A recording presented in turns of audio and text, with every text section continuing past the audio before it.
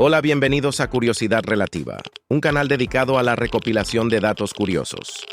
Gracias por los comentarios en los videos. Nos ayudan a que el algoritmo nos tome en cuenta. Si quieres salir en los próximos videos, deja tu comentario.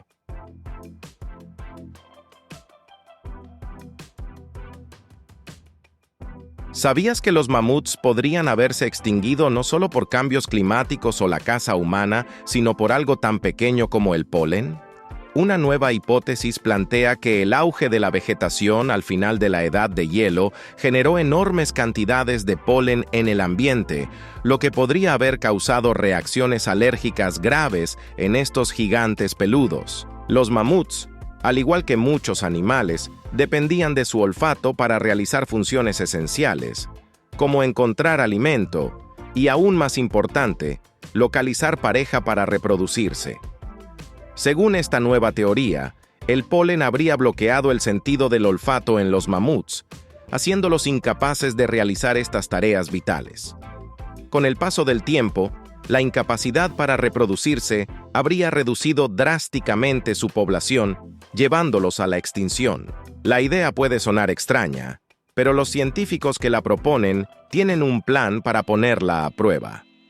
Sugerencias como examinar los estómagos de mamuts conservados en hielo y analizar heces fosilizadas podrían ayudar a detectar si estos animales sufrieron de alergias severas. Los investigadores estarían buscando proteínas inmunitarias que se producen durante una respuesta alérgica, lo que podría demostrar que los mamuts padecieron de fiebre del heno, una enfermedad que hoy afecta a muchos seres humanos. Aún así, no todos en la comunidad científica están convencidos de esta idea. El biólogo evolutivo Vincent Lynch considera esta hipótesis descabellada y sugiere que factores más tradicionales, como los cambios drásticos en el clima y la caza intensiva por parte de los humanos, son mucho más probables como las causas de su extinción. Es intrigante pensar que algo tan diminuto como el polen podría haber sellado el destino de criaturas tan gigantescas. Pero, si bien la hipótesis sigue siendo polémica, plantea una nueva forma de entender la compleja interacción entre el medio ambiente y las grandes extinciones. Entonces, ¿será posible que estos colosos cayeran por algo tan diminuto como el polen? ¿O estamos subestimando la influencia de otros factores en su desaparición?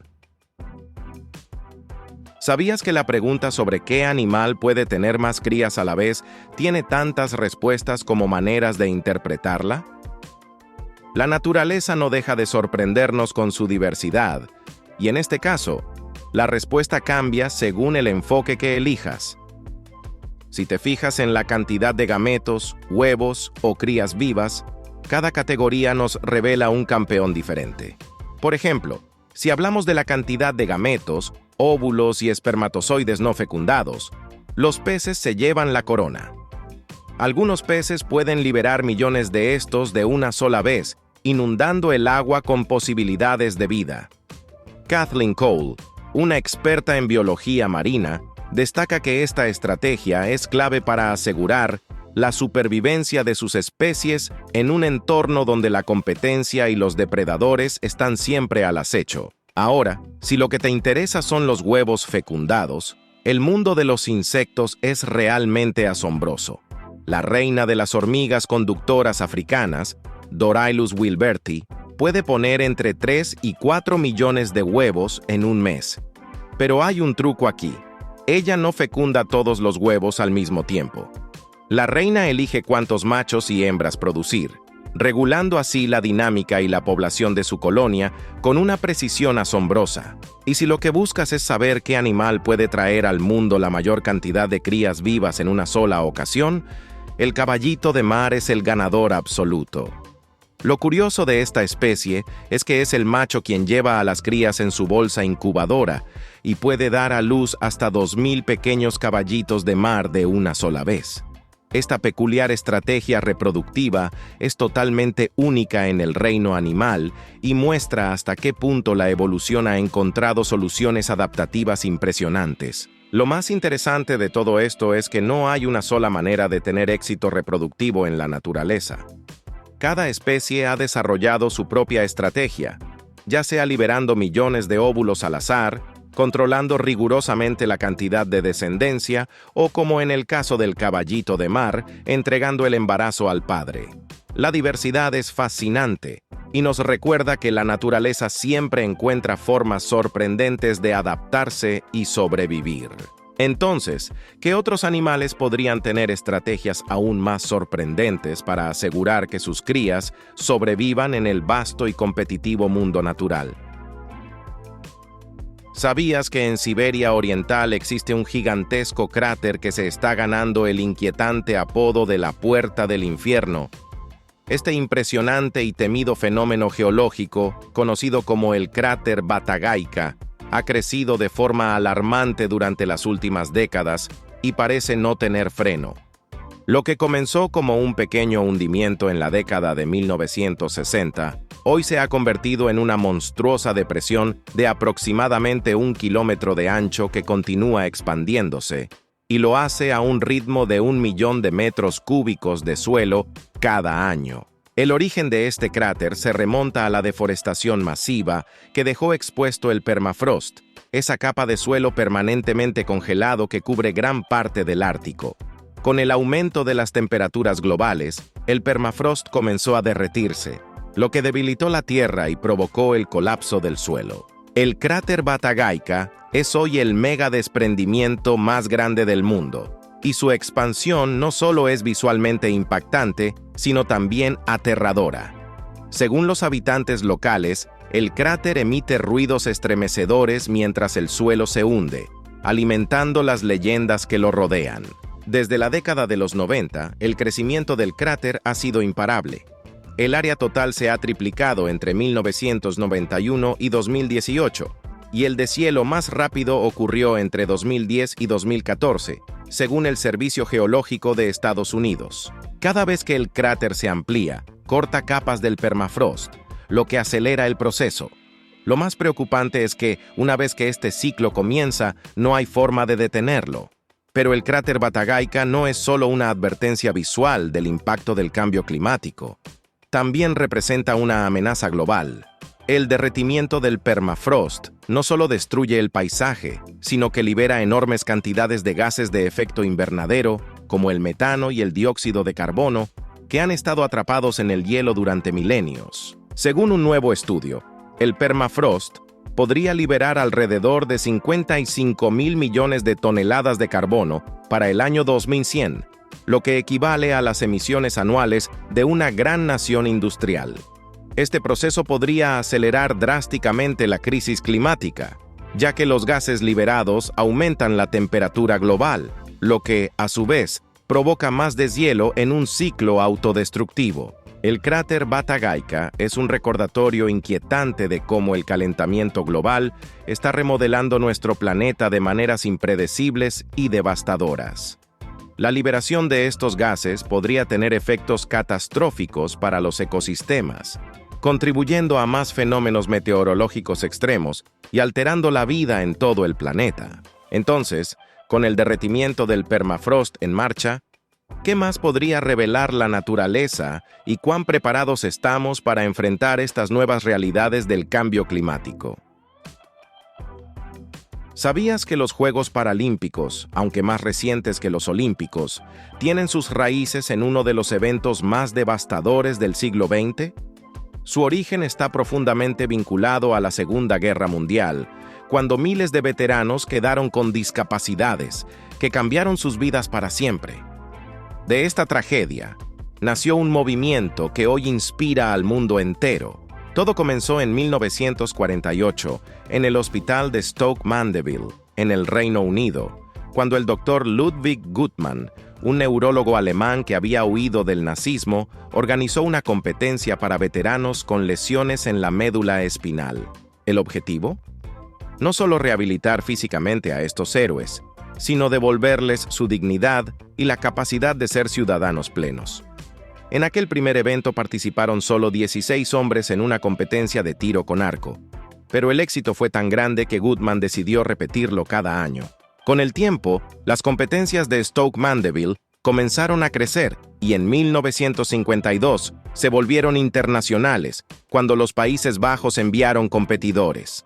El evento siguió expandiéndose hasta que, en 1960, Roma fue testigo del nacimiento oficial de los primeros Juegos Paralímpicos, con la participación de 400 atletas de 23 países. Las disciplinas incluían atletismo, natación y baloncesto en silla de ruedas, entre otras, lo que marcó el inicio de una nueva era en el deporte. El término Juegos Paralímpicos no se hizo oficial hasta 1984, pero ya para entonces las competiciones habían ganado un reconocimiento significativo. Desde Seúl 1988, los Juegos Paralímpicos se celebran en la misma sede que los Juegos Olímpicos, un símbolo de la creciente integración y respeto por estos atletas. Hoy, los Juegos Paralímpicos son un evento internacional de primer nivel, y en París 2024 se batieron nuevos récords. 4.400 deportistas de 167 países, además de un equipo de refugiados y deportistas neutrales. El espíritu de superación y la igualdad están más presentes que nunca. Así, lo que empezó como una pequeña competencia de rehabilitación se ha convertido en uno de los eventos deportivos más inspiradores del planeta. Entonces, ¿cómo crees que seguirán evolucionando los Juegos Paralímpicos y qué nuevos desafíos superarán los atletas en el futuro? ¿Sabías que los científicos han descubierto un antiguo fondo marino que se hundió en las profundidades de la Tierra durante la era de los dinosaurios? Así es. Este fragmento, escondido a cientos de kilómetros bajo la superficie, revela secretos asombrosos sobre la historia y el funcionamiento interno de nuestro planeta. Es como si hubiéramos encontrado una cápsula del tiempo geológica, atrapada desde hace unos 250 millones de años. El descubrimiento fue posible gracias a técnicas avanzadas de imágenes sísmicas, una especie de rayos X de la Tierra. Utilizando ondas sísmicas, los investigadores pudieron ver a través de las capas del planeta y encontraron una zona extrañamente gruesa entre los 410 y 660 kilómetros de profundidad.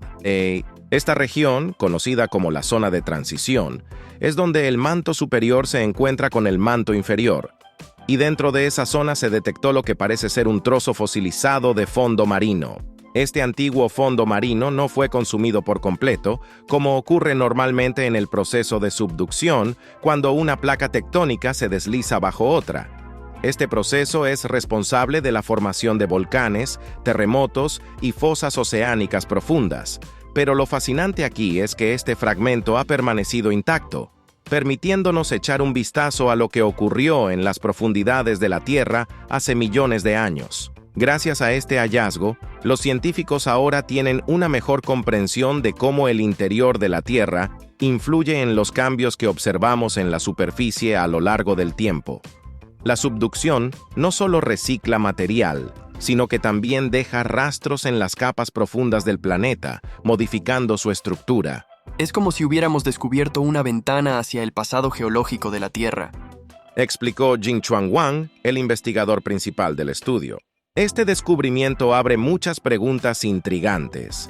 Por ejemplo, ¿cómo afectan estas estructuras profundas a la actividad tectónica en la superficie?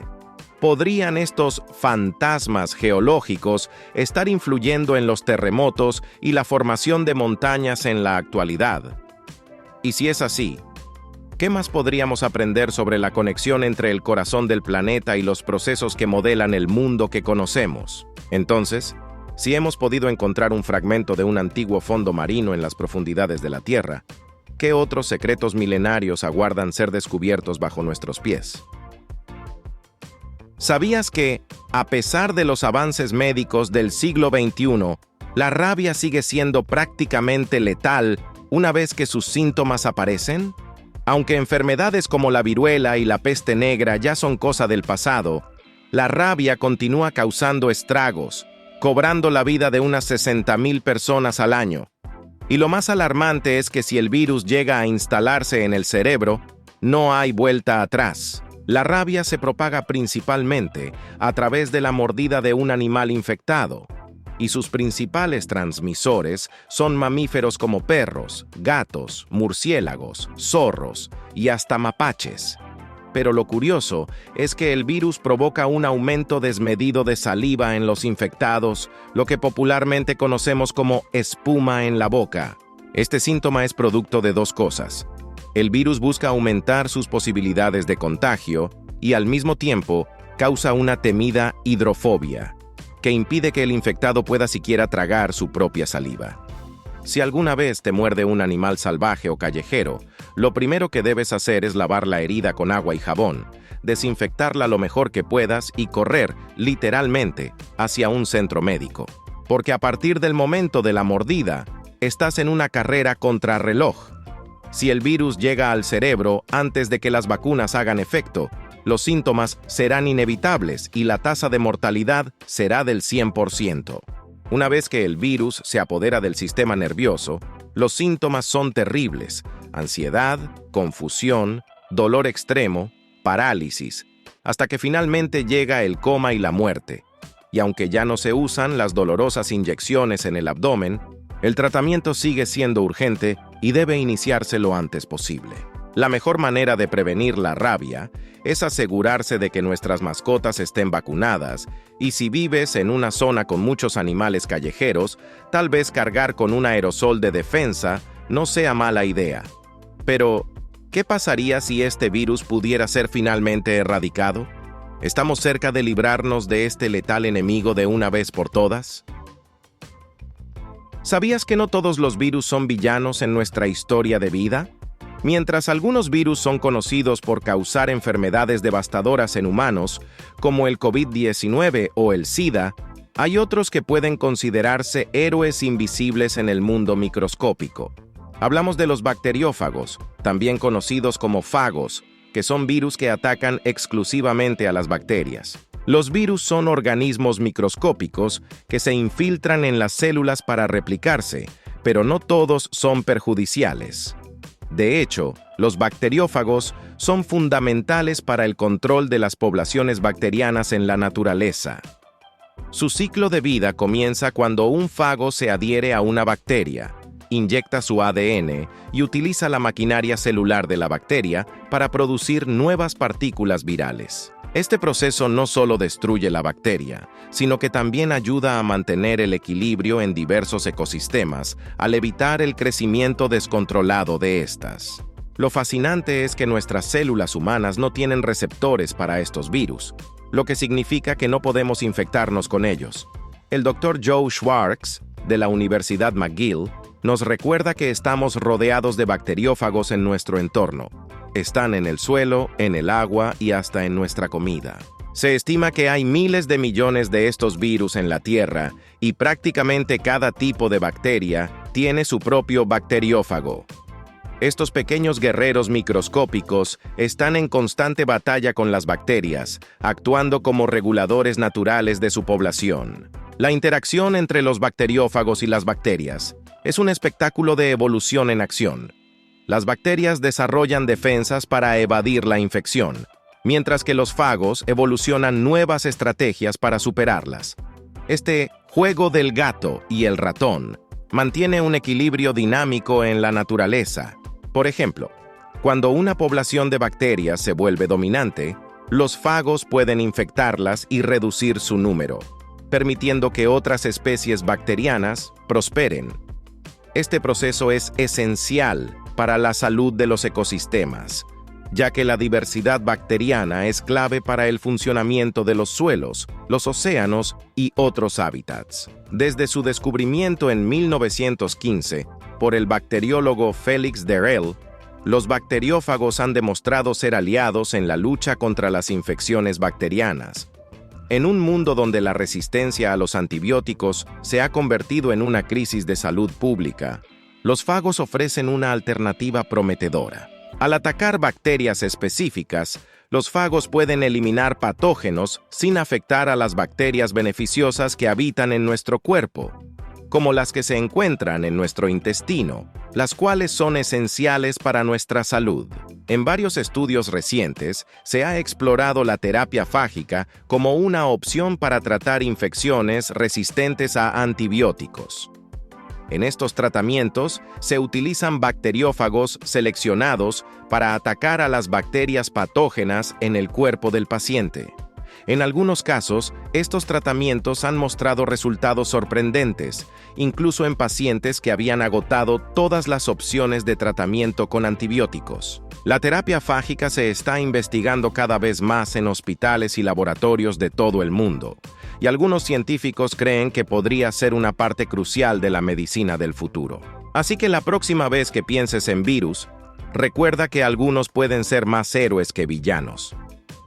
¿Te imaginas un futuro en el que los bacteriófagos sean la solución para combatir infecciones resistentes a los antibióticos? ¿Podrían incluso cambiar nuestra forma de entender la salud y la enfermedad? ¿Sabías que uno de los libros más influyentes en la historia de la astronomía estuvo al borde de la extinción? Hablamos del Almagesto, escrito por Claudio Ptolomeo en el siglo II después de Cristo, que no solo marcó un hito en el estudio del cosmos, sino que también sobrevivió a la caída de imperios y la destrucción de bibliotecas legendarias. Este monumental tratado, cuyo título original era Sintaxis Mathematica, se considera el primer gran libro de astronomía de la humanidad.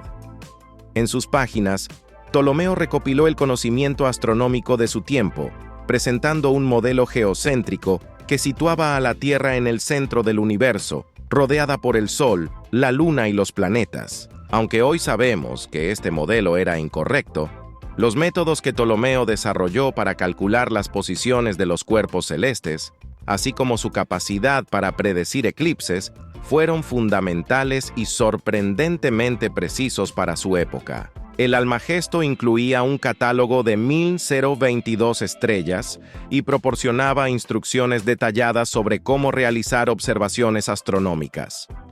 Sin embargo, gran parte del contenido se basó en conocimientos anteriores, y no se sabe exactamente qué aportaciones fueron originales de Ptolomeo. El investigador Guillermo Sánchez León, en The Conversation, señala que, a pesar de sus supuestos erróneos, los resultados del modelo de Ptolomeo eran asombrosamente precisos, lo que le permitió perdurar durante siglos. La historia del Almagesto es fascinante.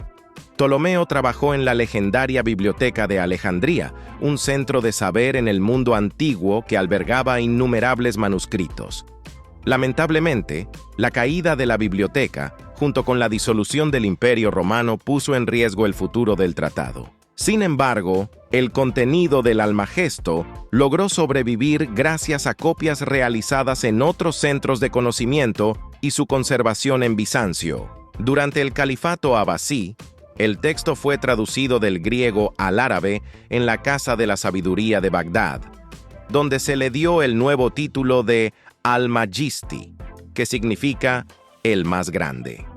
Esta traducción fue crucial, ya que los eruditos árabes no solo preservaron el conocimiento antiguo, sino que también realizaron importantes avances en astronomía y matemáticas. A partir de allí, el Almagesto fue objeto de múltiples traducciones árabes, aunque solo algunas de ellas han llegado hasta nuestros días. La obra finalmente llegó a Europa a través de Al-Andalus, y en el siglo XII, Gerardo de Cremona tradujo el texto del árabe al latín, facilitando su difusión en el continente. La invención de la imprenta en el siglo XV permitió que el Almagesto se distribuyera ampliamente, asegurando su impacto duradero en el pensamiento científico. Durante más de 1400 años, la teoría geocéntrica de Ptolomeo fue la referencia en el mundo árabe y occidental, influyendo en el pensamiento astronómico hasta que las teorías heliocéntricas de Copérnico, Kepler y Galileo desafiaron y finalmente reemplazaron su visión del universo. La historia del Almagesto no solo es una crónica del conocimiento astronómico, sino también un testimonio del poder de la preservación del saber humano a lo largo del tiempo. nos invita a reflexionar sobre cómo los conocimientos pueden sobrevivir a través de las adversidades y transformarse en la base sobre la cual se construyen nuevas teorías. Entonces, la próxima vez que mires al cielo, pregúntate, ¿qué otros secretos y conocimientos olvidados podrían estar esperando ser redescubiertos en los anales de la historia? ¿Sabías que Antonio Stradivari, el luthier más legendario de la historia, fabricó casi 1,200 instrumentos a lo largo de su carrera? Su obra maestra, los violines Stradivarius, son codiciados por músicos y coleccionistas en todo el mundo. Pero, ¿qué hace que estos instrumentos sean tan especiales? Stradivari comenzó su carrera como aprendiz de Nicola Amati, un reconocido luthier de Cremona. La inscripción de su primer instrumento, fabricado cuando tenía solo 22 años, revela su conexión con Amati. Fabricado por Antonio Stradivari de Cremona, alumno de Nicola Amati, en el año 1666. Aunque su trabajo inicial se asemejaba al de su maestro, con el tiempo Stradivari perfeccionó su estilo, creando instrumentos que aún hoy son considerados insuperables. A lo largo de su longeva vida, que se estima abarcó desde 1643 hasta 1737, Stradivari no solo fue prolífico, sino también meticuloso. Se dice que continuó supervisando su taller hasta sus últimos días, asegurándose de que cada instrumento que saliera de su taller cumpliera con su estricta calidad. En total, se cree que fabricó casi 1,200 instrumentos, principalmente violines, pero también violas, violoncelos y otros menos conocidos. El secreto detrás de la excepcional sonoridad de sus Stradivarius ha sido objeto de numerosas teorías. Algunos creen que el ingrediente mágico estaba en el barniz que utilizaba, mientras que estudios más recientes sugieren que Stradivari aplicaba una mezcla de compuestos minerales en la madera antes de barnizarla. Esta técnica no solo mejoraba la acústica, sino que también protegía la madera del deterioro. Además, la calidad de la madera era fundamental. Stradivari utilizaba abeto rojo del Valle de Fiemme, conocido por sus propiedades resonantes. La leyenda dice que buscaba los troncos personalmente en las montañas, pero la realidad es que la madera de la época, cultivada durante el Mínimo de Maunder, un periodo caracterizado por climas fríos y húmedos, poseía características ideales para la fabricación de instrumentos de cuerda. Desde su creación, los violines Stradivarius fueron muy valorados, no solo por su calidad musical, sino también por su belleza. Uno de los más famosos es el Mesías, un violín de 1716 que se conserva en su estado original, exhibido en el Ashmolean Museum de Oxford. Aunque muchos de los instrumentos de Stradivari han sido modificados a lo largo de los siglos, su legado perdura. Los Stradivarius se encuentran repartidos por todo el mundo, y raras veces se pueden ver colecciones completas. La Nippon Music Foundation es notable por su colección de instrumentos que presta a talentosos músicos. En Madrid, el Museo del Palacio Real también alberga algunos de estos valiosos instrumentos. Entonces, la pregunta es, ¿qué crees que hace que un instrumento sea realmente excepcional? ¿La habilidad del luthier, la calidad de los materiales, o tal vez un toque de magia? ¿Sabías que, a pesar de los avances en inteligencia artificial, estas máquinas no son capaces de sentir emociones como los humanos? Millones de personas recurren a chatbots en busca de apoyo emocional, pero la verdadera empatía sigue siendo un rasgo exclusivo de los humanos. La empatía es una habilidad compleja que implica comprender y compartir los sentimientos de los demás. Esta capacidad nos permite conectar con las experiencias ajenas, algo que los asistentes virtuales como Siri y Alexa, así como modelos de lenguaje como ChatGPT, intentan emular. Pero ¿hasta qué punto pueden realmente ofrecer consuelo? Investigadores de universidades como Cornell, Olin y Stanford se han adentrado en este tema y han descubierto que, aunque los chatbots pueden reconocer palabras clave y señales emocionales, a menudo reproducen los sesgos que existen en los datos de los que aprenden. Esto significa que pueden emitir juicios de valor sobre identidades como las personas homosexuales o musulmanas, y a veces incluso respaldar ideologías dañinas.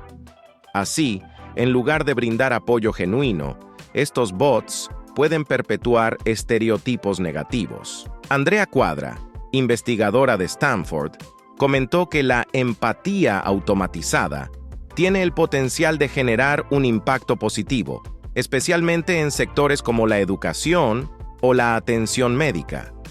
Sin embargo, es fundamental abordar este desarrollo con una perspectiva crítica para mitigar posibles daños. Es importante recordar que, aunque los chatbots pueden simular respuestas emocionales, no sienten nada.